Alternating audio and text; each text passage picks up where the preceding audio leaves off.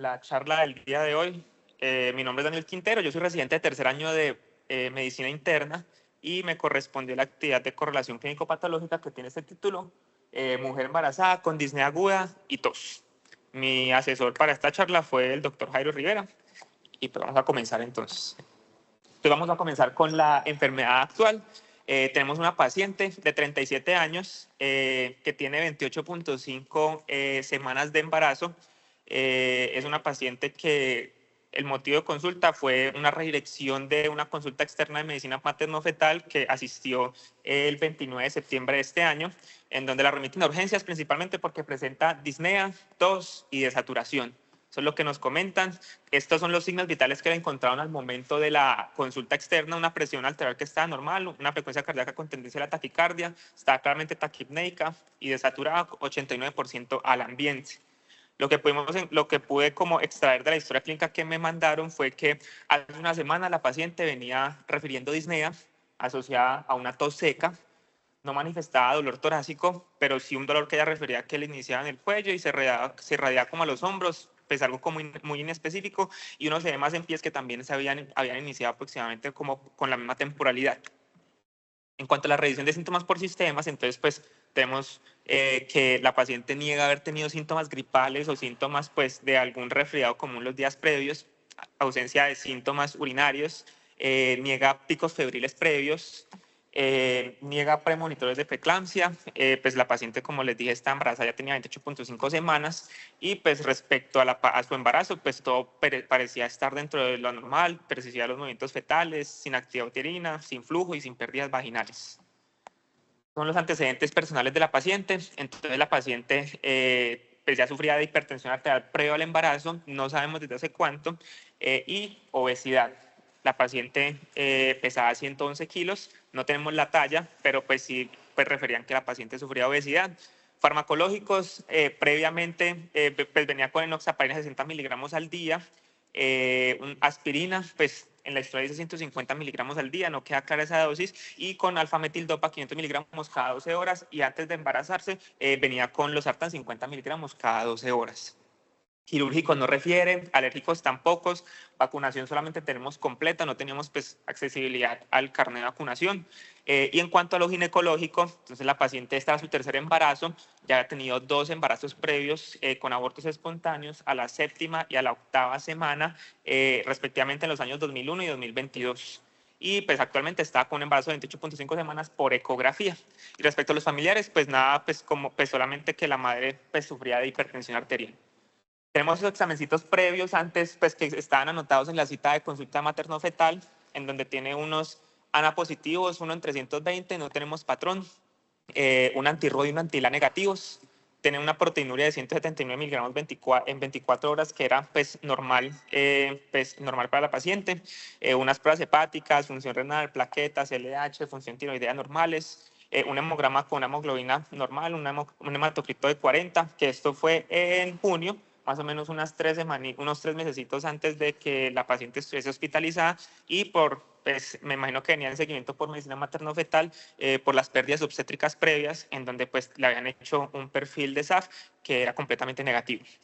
Una proteinuria que se la repitieron, también normal, y pues seguimiento con transaminasas y función renal, también todo dentro del rango de la normalidad.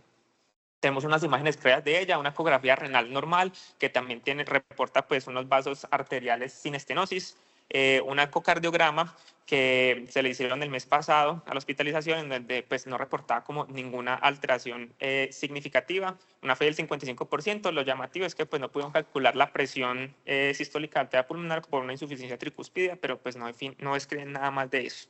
Y una ecografía fetal de 28.4 semanas, días antes de la consulta, en donde pues tenía un peso y una talla adecuada del bebé, aparentemente para la edad gestacional de la paciente.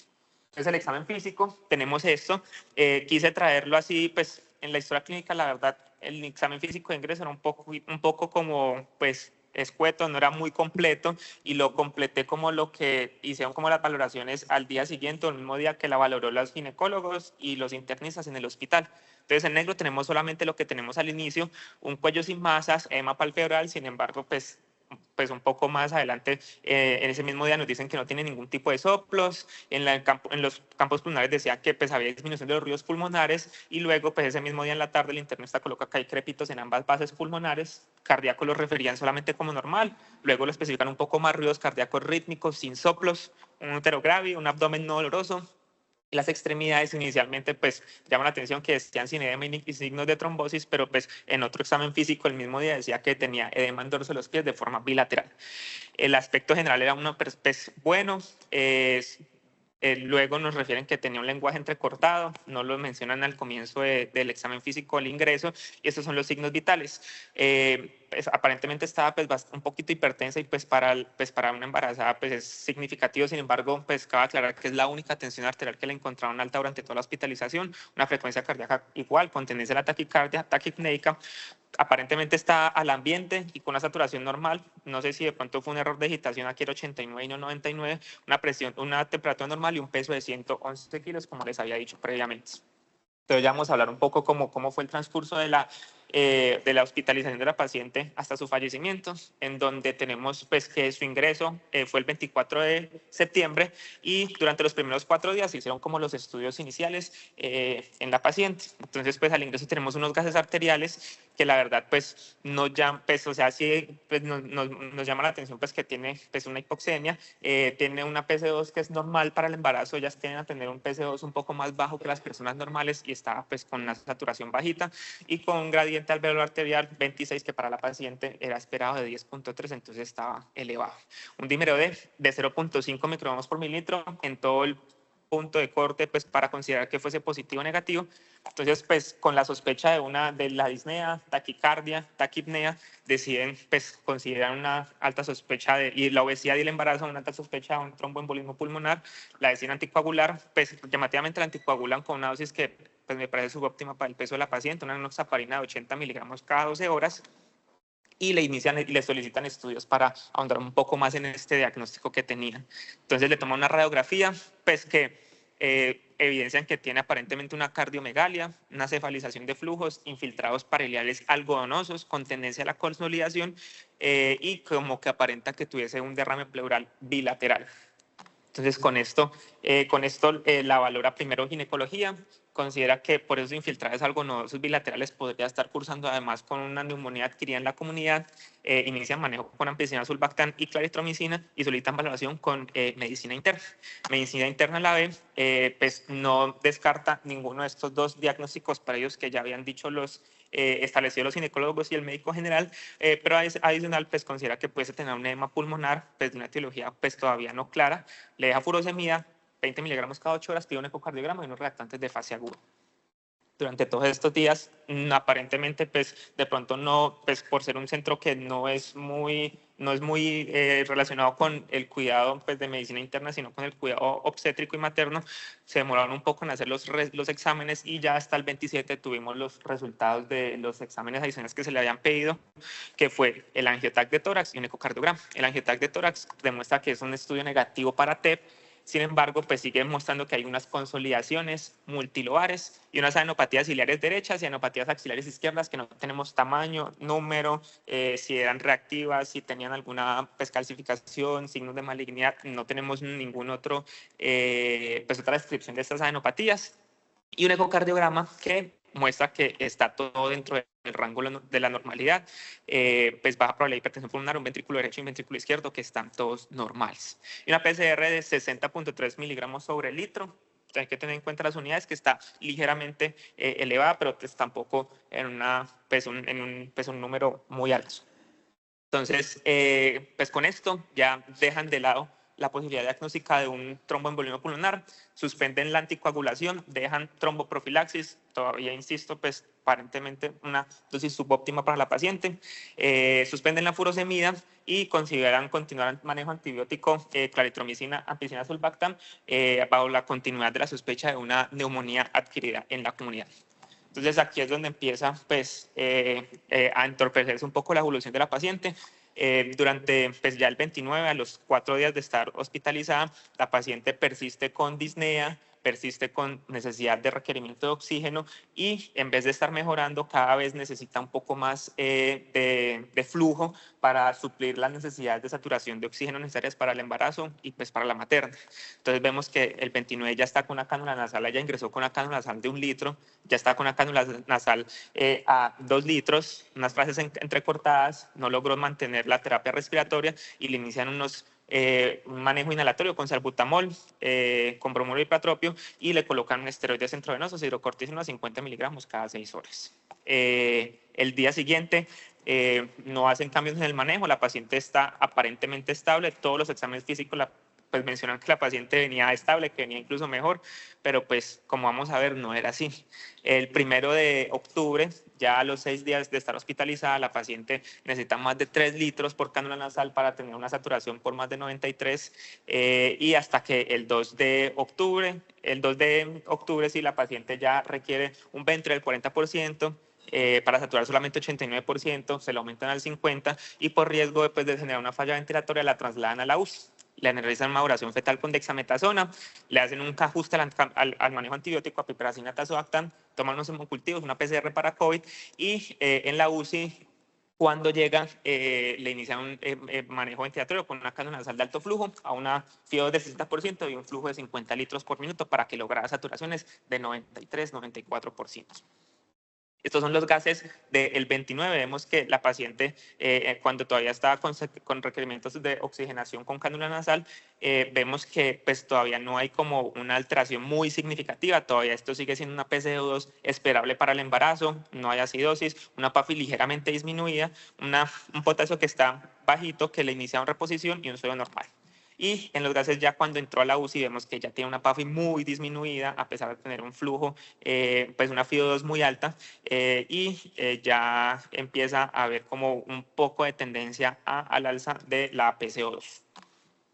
La madrugada del 3 de octubre, la paciente al comienzo de la madrugada aparentemente está totalmente normal con la cánula de alto flujo que le colocaron estable, tolerándola. Sin embargo, durante el transcurso de la mañana se fue deteriorando, aumento del trabajo respiratorio, tos seca, no productiva, disnea con el mínimo esfuerzo. La paciente se movía y empezaba a presentar disnea, nunca presentó dolor torácico y requieren ajustar incluso la cánula nasal primero 85 de FIO2 y hasta a lo último de la mañana una FIO2 del 100% por unas desaturaciones recurrentes que tenía la paciente. Aquí ya tenemos los gases arteriales de este día, en donde vemos que persiste con una PAFI muy disminuida, ya hay una tendencia también al aumento de la PCO2 y pues una función renal que está preservada. Ya el 4, en la paciente en la mañana, entra en falla ventilatoria, taquipnea, trabajo respiratorio, desaturaciones a pesar de una FIO2 al 100% y un flujo por la cánula nasal de hasta 60 litros por minuto. Entonces deciden realizar una intubación neurotraqueal, pasar un catéter venoso central, una línea arterial, todo sin complicaciones, y realizan ese día un aspirado traqueal, un final rate de neumonía.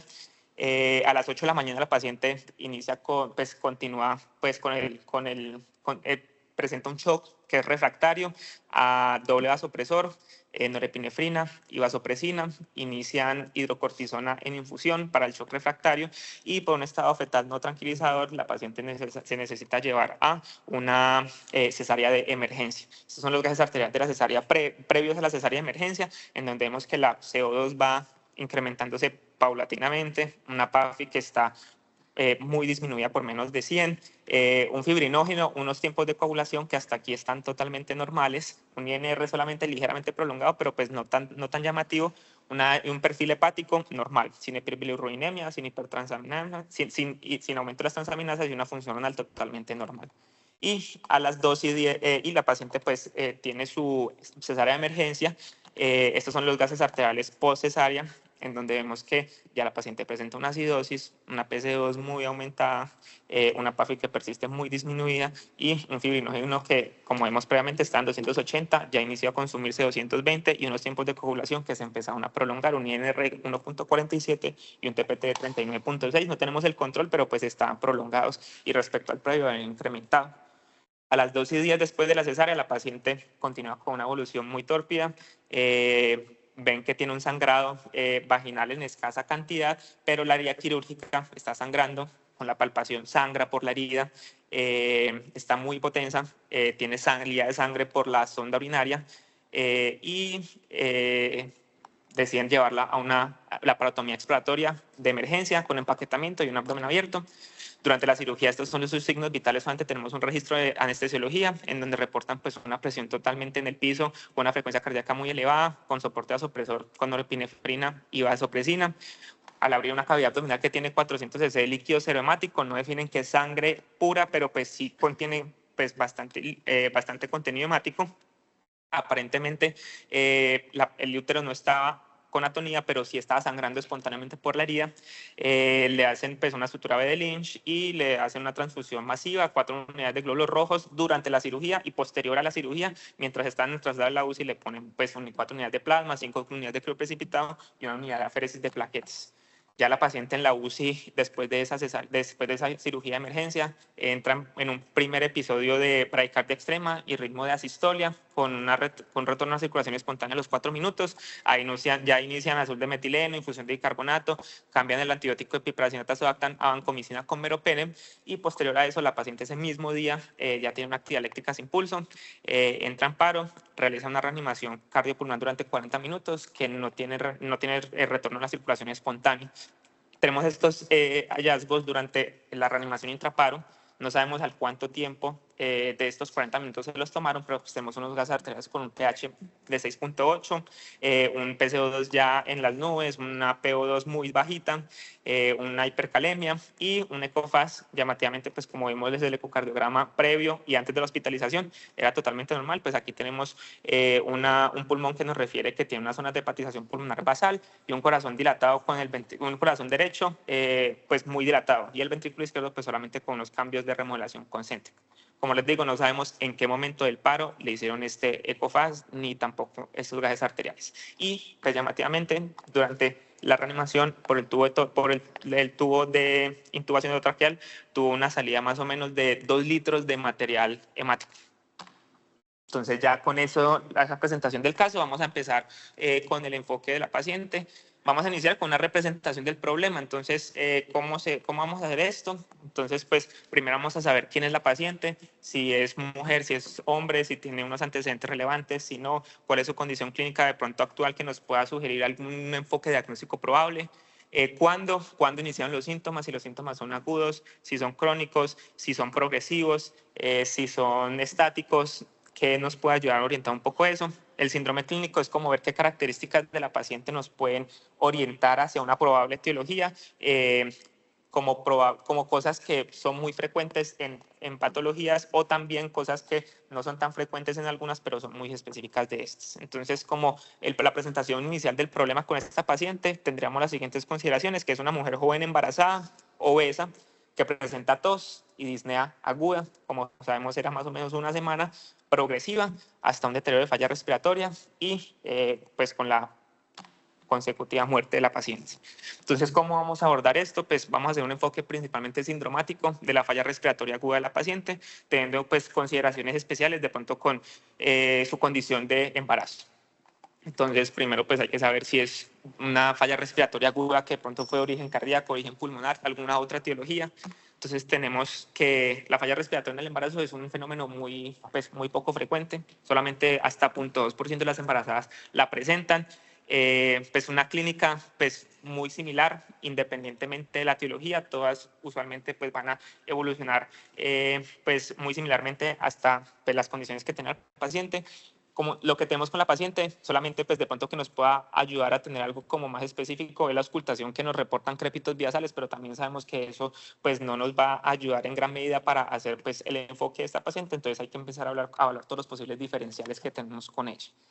Entonces, pues lo quise dividir como en los posibles sistemas afectados que pueden estar con una falla ventilatoria o una falla respiratoria aguda, en donde pues la vía aérea estaría afectada posiblemente en casos donde hubiese una obstrucción de la vía aérea, pero esto fuese de una forma mucho más súbita, con una clínica muy diferente, entonces pues no parece el caso de la paciente. Una lesión por trauma, que tampoco la paciente refiere a ningún trauma, fue solamente redireccionada de la consulta externa. De pronto otros sistemas u otras etiologías probables de una falla ventilatoria en el embarazo. pues, un reflujo gastrofágico tiene que ser muy severo y la paciente además no tenía ninguna manifestación de esto.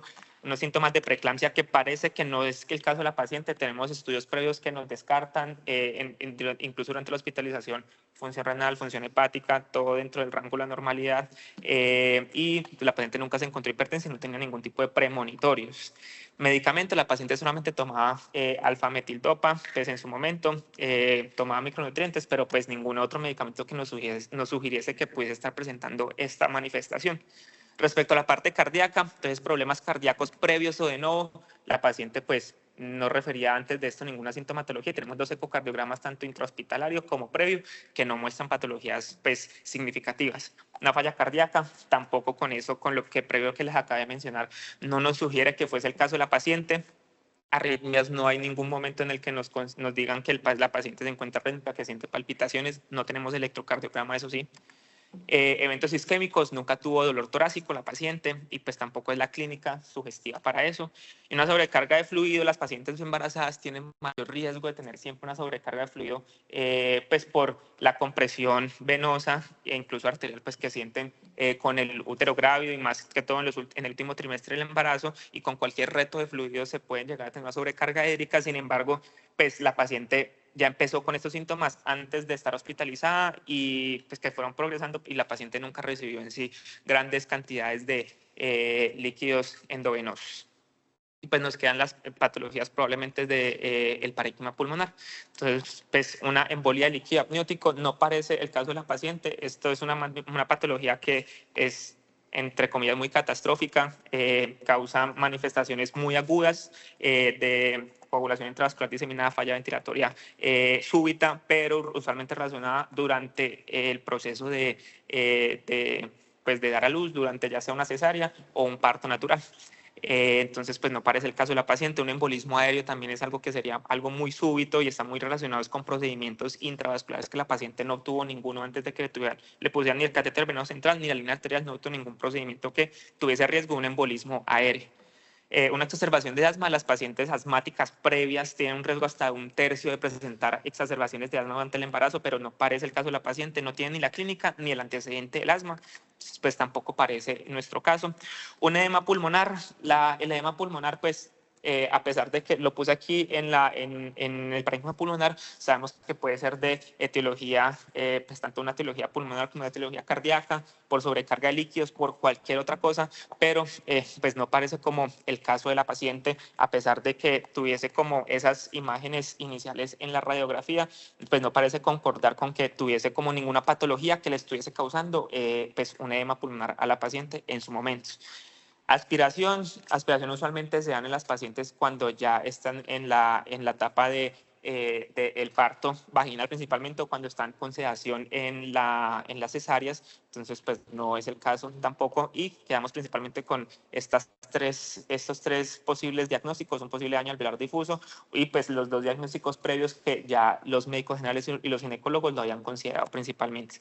En las historias clínicas, los intensivistas nos colocan pues que la paciente tuvo un síndrome de dificultad respiratoria aguda, pues descartaron que tuviese esos infiltrados por un posible edema de origen cardíaco. Sin embargo, pues voy a dejar de lado este posible enfoque de una síndrome de dificultad respiratoria aguda, porque es un diagnóstico muy amplio que se incluyen hasta más de 60 posibles etiologías que nos puedan estar causando esta patología, y puede haber simplemente alteraciones pulmonares por el síndrome de dificultad respiratoria aguda per se, como también puede ser secundario a múltiples otras patologías, que aquí solamente pongo unas cuantas para tener en cuenta los diagnósticos diferenciales, pero pues vamos a enfocarnos principalmente es como en la falla ventilatoria aguda y la posible etiología de esto.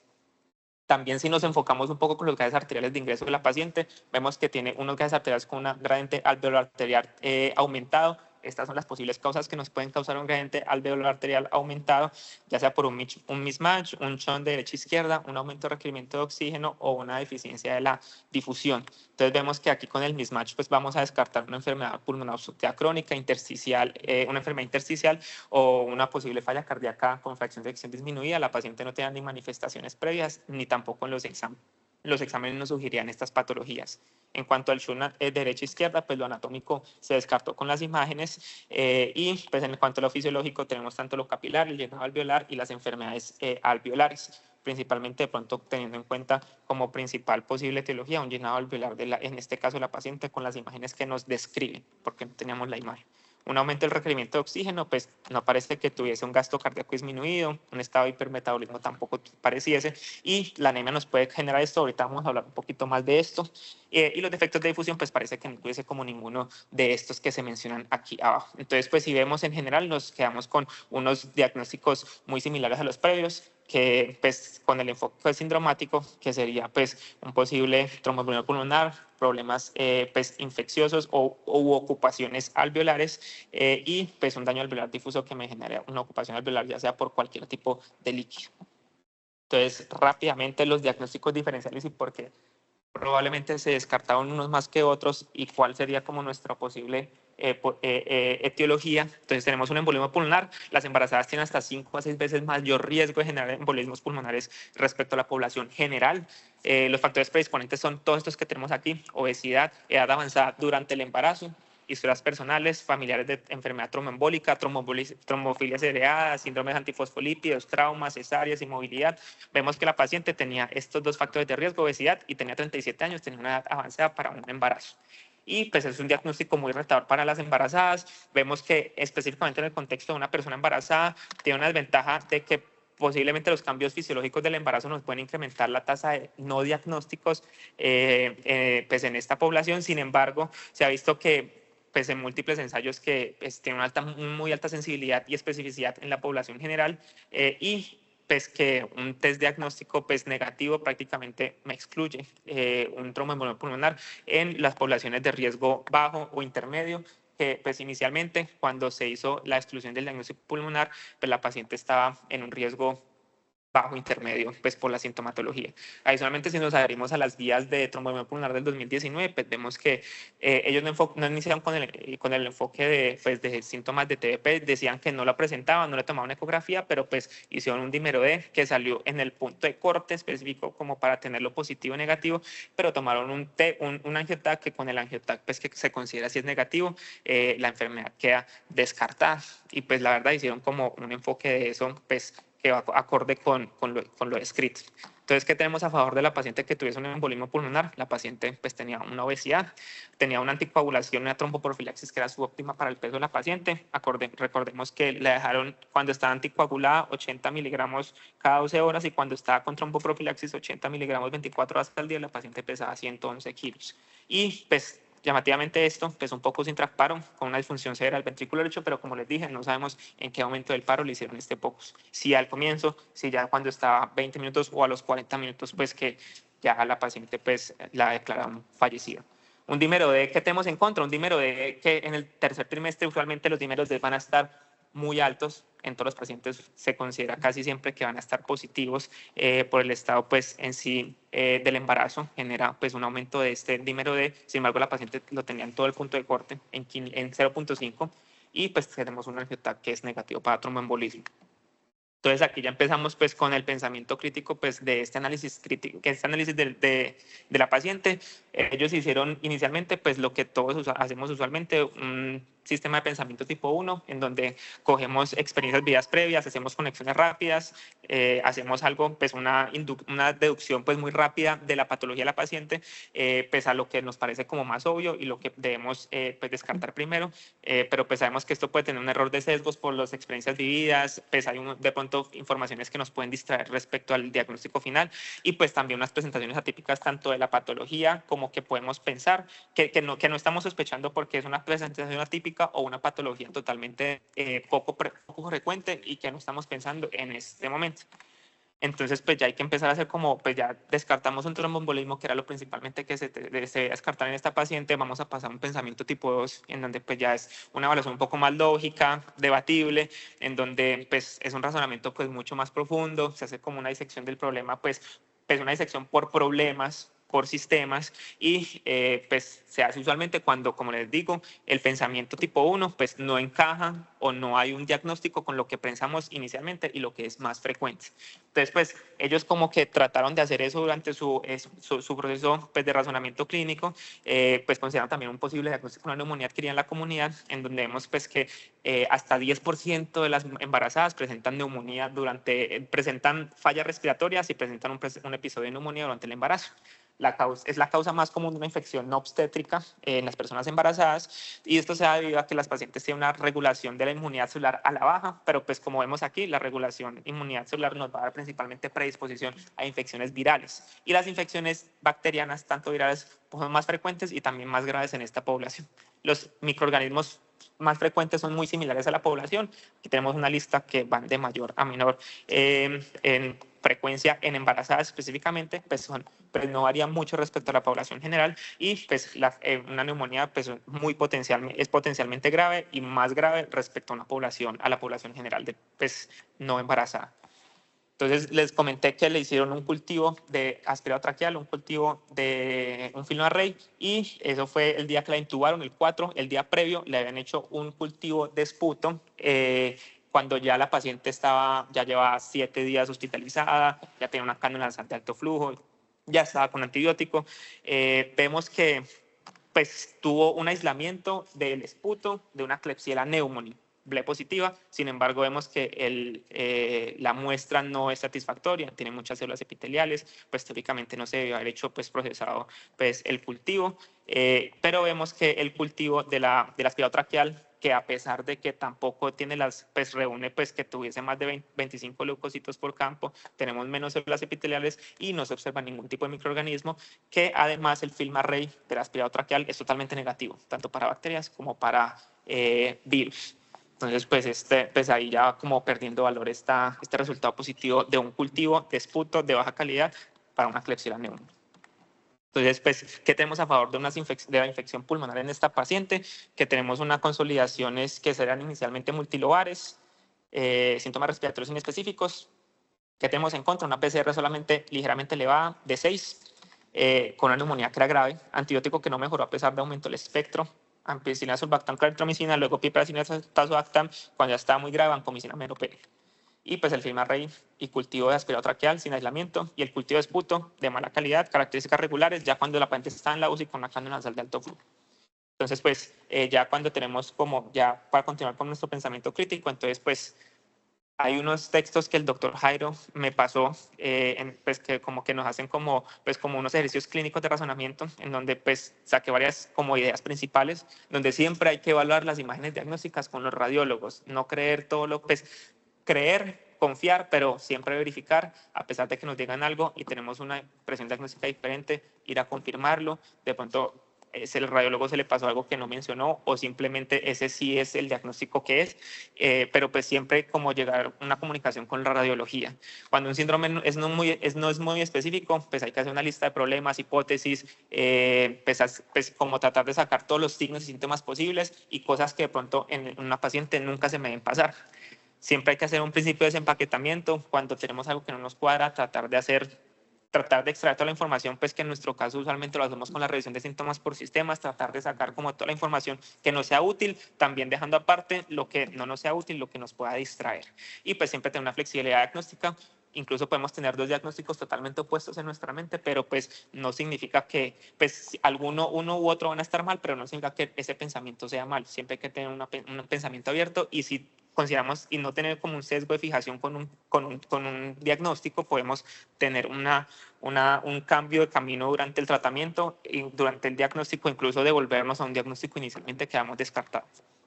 Entonces, en esta paciente tenemos rápidamente una neumonía que no resuelve. Esto es un término muy amplio que puede ser utilizado tanto radiológicamente, con varias semanas, como simplemente una neumonía que a pesar de darle el tratamiento pues, que se le debería dar a esa paciente, el tratamiento adecuado, no tiene una resolución esperada de los signos y síntomas de la paciente. Hasta 20% de estas neumonías que no resuelven son de causas no infecciosas. Entonces aquí vemos más o menos los tiempos de resolución de cada uno de los signos, de los síntomas.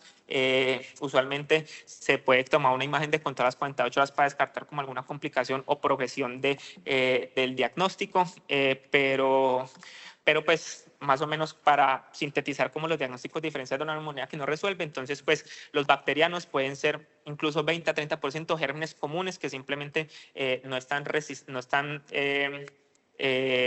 sí, haciendo efecto pues el tratamiento que le estamos dando, pero también puede ser otras infecciones como bacterias, hongos, infecciones como nocardia, patógenos resistentes. Complicaciones, pues el huésped pues puede tener alteraciones de la inmunidad, de la inmunología como un VIH o unas inmunodeficiencias primarias, complicaciones pulmonares como empiema, absceso pulmonar, medicamentos, metotrexata, miodrano, etrofurantoína que la paciente no tenía, tromboembolismo pulmonar, edemas hidrostáticos o causas no infecciosas, neoplasias, inflamatorias, entre otras. Entonces, algo que no les había mencionado previamente, pero se los quiero traer a colación ya a lo último, ya para finalizar la disertación de nuestro posible diagnóstico, son estos hemogramas que pues, durante la exploración, pues como el diagnóstico no tuvieron como la relevancia como más importante pues, durante el proceso diagnóstico.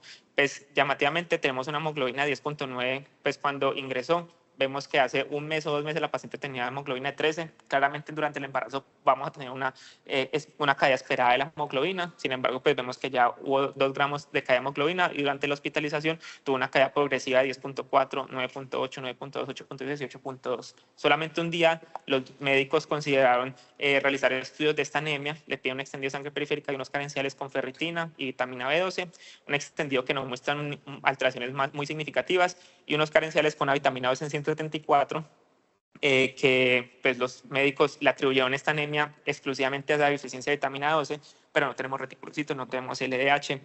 Aparentemente hay una bilirrubina normal que, pues, no, y pues no hay hiperbilirubinemia, un extendido pues, que no muestra como pues, alteraciones que nos sugieren que de pronto esté hemolizando a la paciente.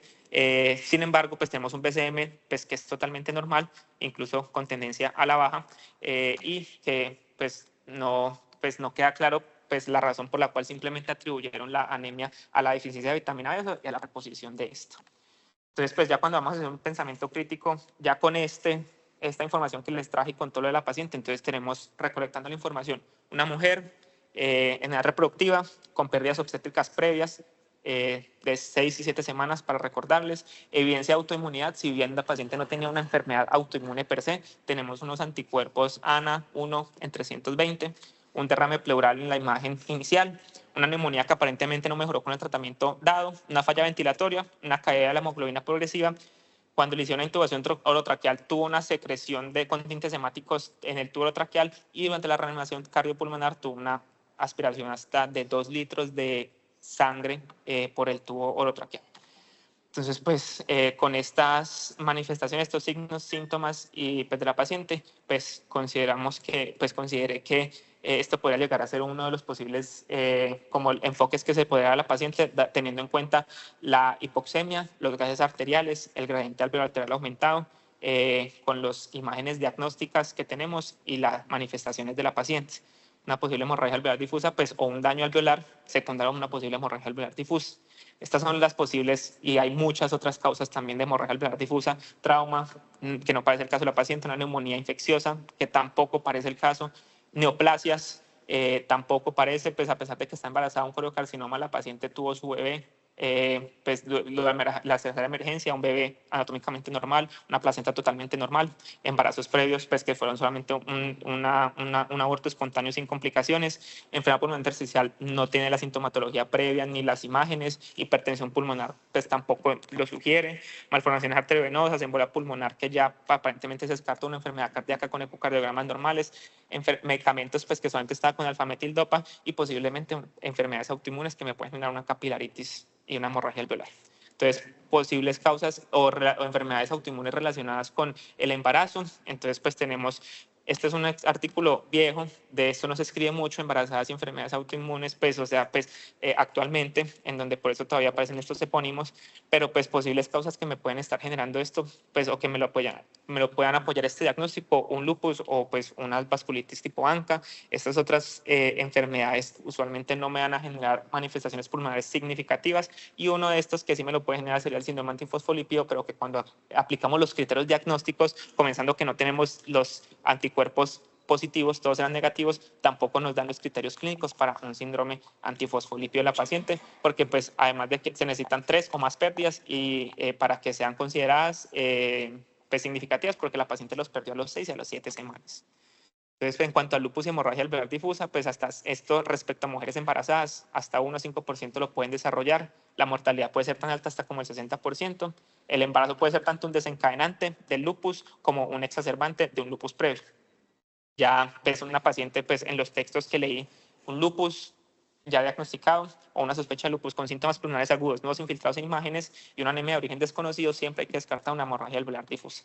Claramente nos falta mucho para hacer un diagnóstico específico de esto, una revisión por sistemas más específica a la que nos dieron inicialmente y no hubo ahondamiento durante el proceso diagnóstico de esta, un perfil autoinmune, de autoinmunidad extendido que no tenemos, un análisis que a pesar de que tenemos unas proteínas previas que están normales, no tenemos un análisis si nos dice que tengo un sedimento activo o no, y pues claramente pues una fibrobroncoscopia si esta era nuestra sospecha pues, de una hemorragia alveolar. Vemos que las pacientes, esto es un estudio que en el grupo 1 en China, el grupo 1 son pacientes que debutaron con lupus en el embarazo y este grupo 2 pacientes que tenían lupus y que tuvieron una exacerbación durante el embarazo. Vemos que en este grupo 1, pacientes con edema en miembros inferiores hasta un 26% lo pueden presentar como nuestra paciente. Creatinina usualmente está dentro del rango de la normalidad como lo tiene nuestra paciente. Anemia usualmente es moderada hasta en el 53% de los pacientes. Derrame pleural hasta en un tercio de los pacientes. Y pues hemorragias alveolares, a pesar de que son poco frecuentes, se pueden llegar a presentar en estas pacientes. Y pues otro posible como pues, enfoque pues, respecto a esta hemorragia alveolar o sospecha de daño alveolar sería pues, en ausencia de síntomas sistémicos. Tenemos principalmente 4 diagnósticos, que sería un síndrome antimembrana basal glomerular confinado a pulmón, una capilaritis pulmonar aislada por pues, vasculitis tipo ANCA, usualmente con anticuerpos anti-MPO, una capilaritis pulmonar aislada sin anticuerpos y una hemosiderosis pulmonar, que pues estos se quedaría solo en supuestos porque no tenemos pues cómo confirmar ninguna de estas hipótesis. Y la causa de la disfunción ventricular derecha, pues aparentemente, como les dije, no sabemos en qué momento se hizo este diagnóstico, esta ecografía cardíaca, y pues vemos que en las embarazadas pues sí puede haber unas patologías diferentes a una persona normal, principalmente por una preeclampsia que me puede generar una hipertensión pulmonar, una edema pulmonar y una falla derecha. Sin embargo, pues son muy similares a una persona no embarazada. Tromboembolia pulmonar que se descartó, un infarto ventricular derecho que no tiene la clínica, una miocarditis tampoco, un aumento del retorno venoso que no es muy significativo porque no tuvo un reto de líquidos previo antes de la descompensación, una implantación de una asistencia ventricular izquierda que tampoco lo parece y un taponamiento cardíaco que no tenía derrame pericárdico. Entonces, pues nos queda un síndrome de dificultad respiratoria aguda por cualquier etiología, nos puede causar una falla ventricular derecha, que pues en el caso de haber tenido una posible hemorragia alveolar, pues esto me puede desencadenar un síndrome de dificultad respiratoria. Entonces, ya para cerrar el caso y darle paso a los compañeros de patología, entonces pues a consideraciones mías, pues igual vamos a ver cómo, pues en qué resulta este caso y la paciente. Entonces probablemente la paciente cursó con pues un daño alveolar difuso o pues que generó una hemorragia alveolar difusa, probablemente una etiología, una capilaritis pulmonar, que me generó un síndrome de dificultad respiratoria aguda, una disfunción derecha aguda por aumentos de resistencias vasculares pulmonares, una inflamación sistémica irregulada, una coagulación intravascular diseminada tipo hemorrágica que generó todas las complicaciones postcesárea y posteriormente pues un fallecimiento de la paciente. Entonces, eso es lo que traigo para hoy. Le doy paso al compañero de patología para que nos comparta. Buenos días, mi nombre es Juan Ricardo Cabé Castrillón, yo soy residente de segundo año de patología. Mis asesores fueron varios. Nosotros en patología nos damos el gusto de tener expertos en autopsias clínicas, expertos en patología pulmonar, en patología hepática. Entonces, por eso menciono varios de los asesores, pudiera mencionarlos a todos los profes del departamento. Primero hay que saber qué es lo que estamos haciendo acá. Correlación clínico-patológica existe desde la época de este señor que vemos acá, un patólogo italiano, Giovanni Morgani, y empezó a hacer correlación clínico-patológica. Incluso hizo muchos informes de descripciones, más de 700 en una publicación en 1761. Esta foto la quise traer porque nosotros los residentes a veces ocasionalmente nos reunimos los de primero, segundo y tercer año para hacer una correlación clínico-patológica y el profe Juan Carlos Arango, experto en corte de cerebro. Entonces, este fue el bloque de la paciente. Vemos en todos los órganos, vemos significativamente que los órganos están muy congestivos, estos son los pulmones. Aquí no se ve tan bien, pero en el pericardio y en el corazón se veían muchas petequias, el hígado abundantemente congestivo y el útero obviamente iba a estar congestivo por la cesárea reciente que le habían hecho a la paciente. Estos son los pulmones, unos pulmones muy congestivos. Llama la atención que cuando hacemos las necropsias, los pulmones casi siempre por gravedad, la congestión se nota es en la parte que queda hacia posterior, cuando los pacientes pues, casi siempre están en decúbito supino. Pero aquí vemos muchas áreas hemorrágicas en los pulmones y se ven muy congestivos. Pulmón derecho, pulmón izquierdo. El pulmón derecho pesó 1020 gramos y el pulmón izquierdo pesó 770 gramos. Lo normal, haciendo un promedio en pacientes femeninas, lo normal del peso oscila más o menos entre 380 y 400 gramos de los pulmones. Entonces eso pues explica que estaban muy congestivos.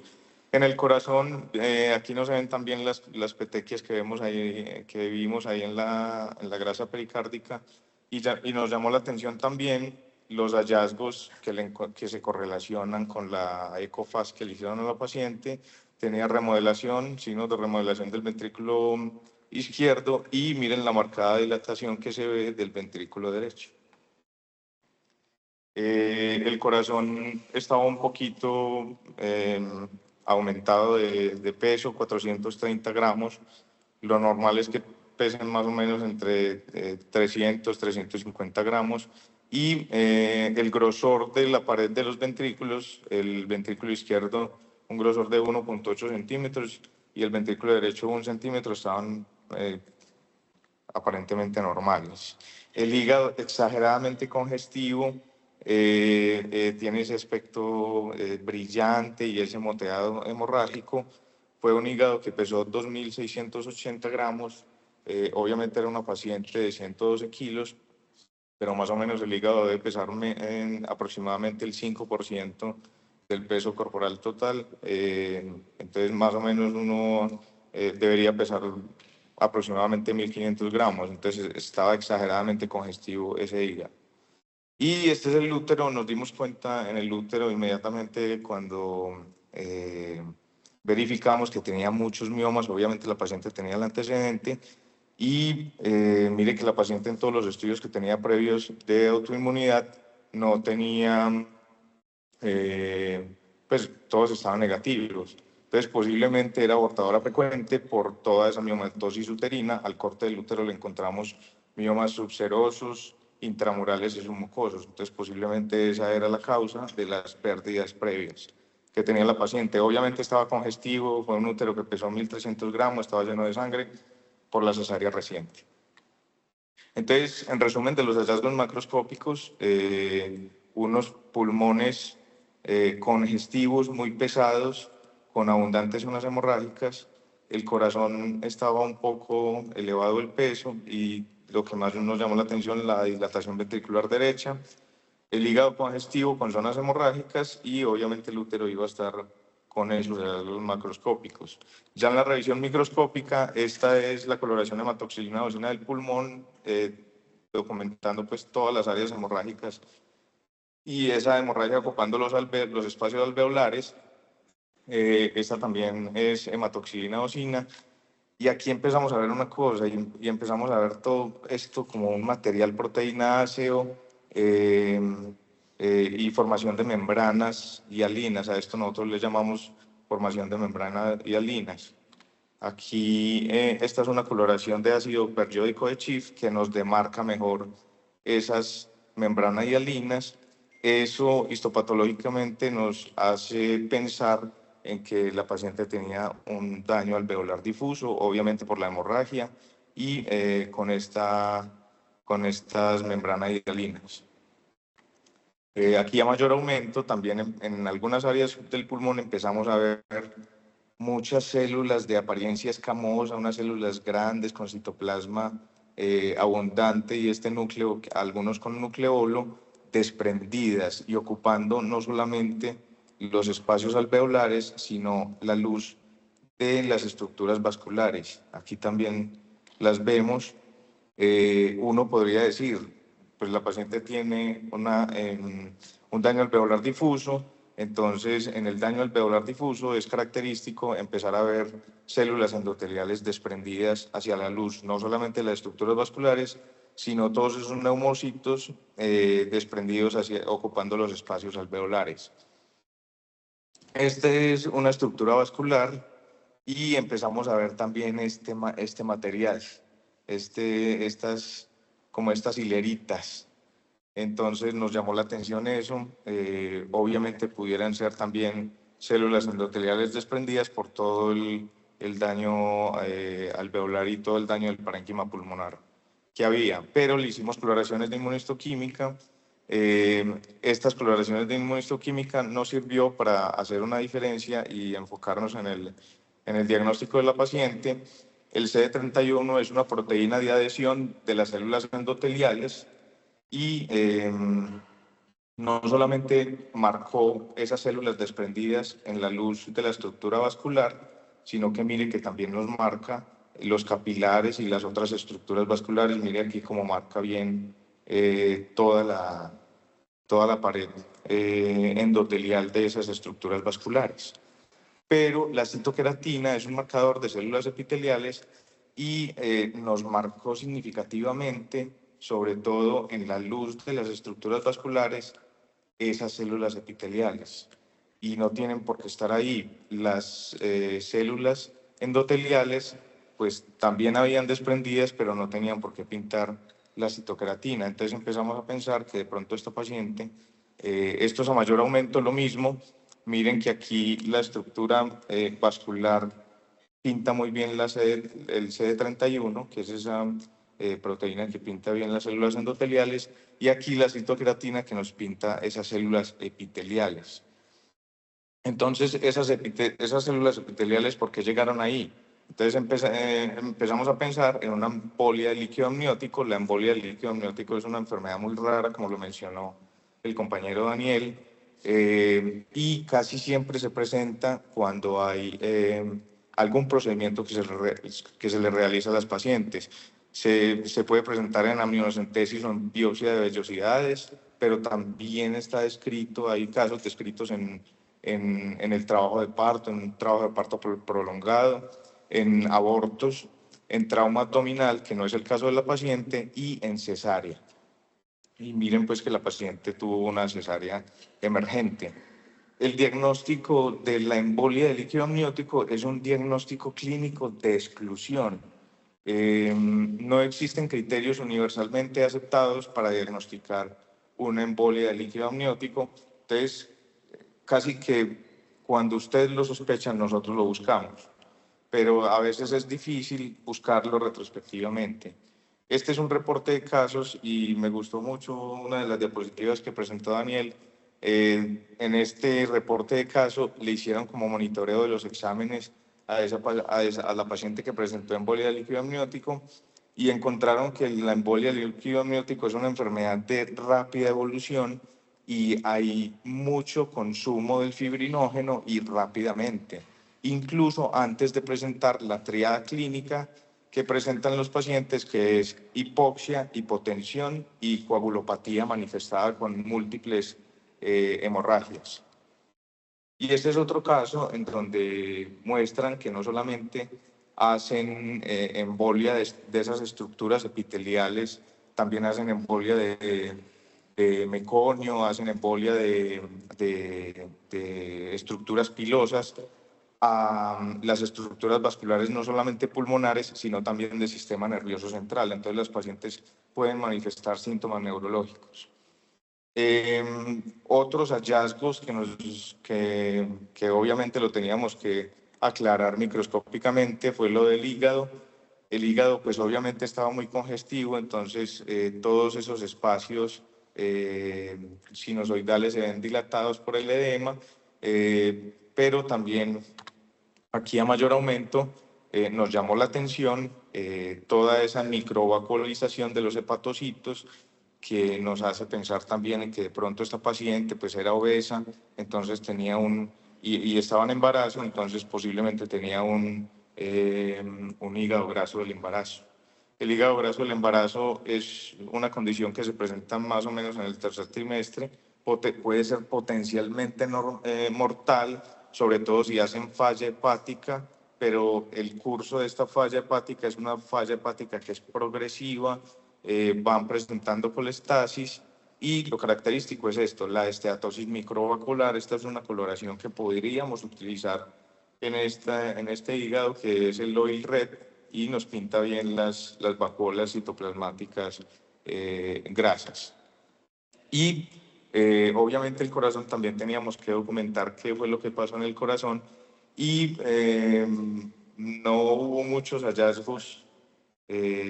Sin embargo, aquí vemos lo que nosotros llamamos degeneración basófila de los núcleos de los cardiomiocitos, y habían mucho de este pigmento, que este pigmento nosotros le llamamos pigmento de lipofuscina. Estos son hallazgos inespecíficos, pero la paciente tenía antecedente de hipertensión preexistente y estos simplemente pueden explicar esos hallazgos. Entonces, aquí para explicar fisiopatológicamente la secuencia de eventos catastróficos que tuvo la paciente, primero la paciente estaba predispuesta a tener un daño endotelial porque era hipertensa y por su obesidad estaba en un estado proinflamatorio crónico. Tuvo durante esa hospitalización, obviamente ya venía con un cuadro clínico que a los internistas y a los médicos hospitalarios les sugirió que posiblemente tenía una enfermedad infecciosa, y posiblemente debido a eso hizo un estado fetal no tranquilizador secundario pues a esa infección. Por eso se le hizo una cesárea emergente, y posiblemente este procedimiento fue lo que llevó a que la paciente hiciera la embolia del líquido amniótico. Esa embolia del líquido amniótico, desde el punto de vista fisiopatológico, genera una vasoconstricción pulmonar, también puede generar una hipertensión pulmonar y dilatación ventricular derecha. Consumen rápidamente el fibrinógeno y empiezan a elevar los valores de las pruebas de coagulación y hacen hemorragias múltiples. Y por eso hacen esa hipotensión refractaria que incluso refieren en la historia que tuvo soporte vasopresor, triple soporte vasopresor.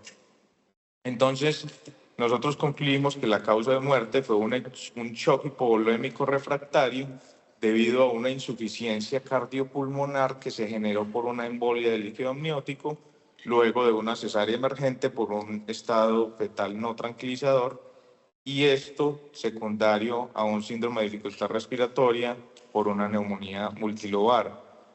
Llamó la atención que en todos los cortes que hicimos, en las exploraciones que hicimos del pulmón, no vimos una marcada reacción inflamatoria que nos demostrara esa neumonía que incluso describen en el angioTAC como neumonía multilobar. Los factores agravantes que llevaron a la paciente a esto fue obviamente la obesidad, hipertensa crónica, hígado graso del embarazo, digamos que se volvió ahí como una condición, pero no tuvo nada que ver con el fallecimiento de la paciente, y posiblemente también tenía una cardiomiopatía hipertensiva relacionada con el antecedente. Muchas gracias.